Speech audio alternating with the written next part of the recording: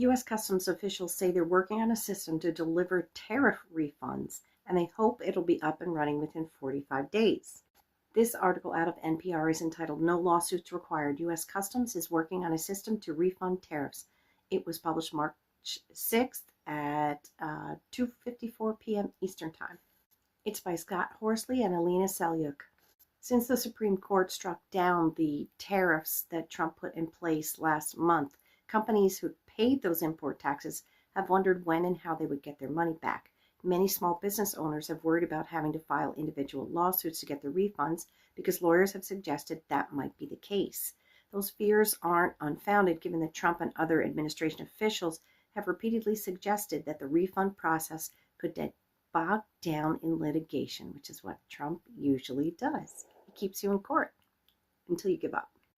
That was how he did business in New York for many, many years.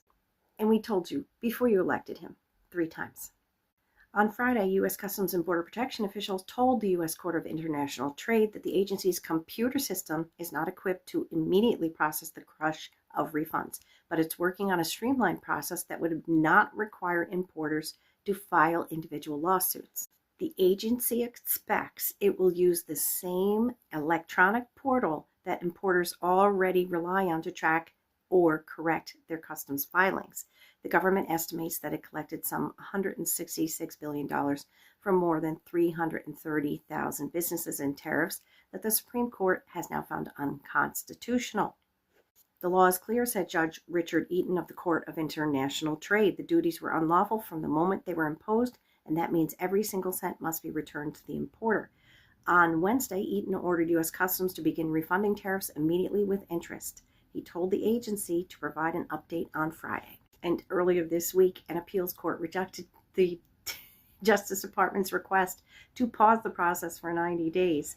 During the Supreme Court litigation, the Justice Department had given repeated assurances that if the tariffs were struck down, the money would be returned. That's why the government was allowed to keep collecting tariffs for months after the lower court ruled them to be illegal in May.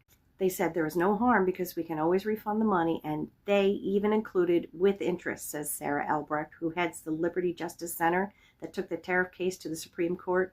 To me, it's pretty clear that they don't have a lot of room to argue they can't pay the refunds. So a lot of companies took out insurance policies on these tariffs and collected on those insurance plans, which they took just a portion of what they paid out. The insurance provider now gets the reimbursement of the other portion.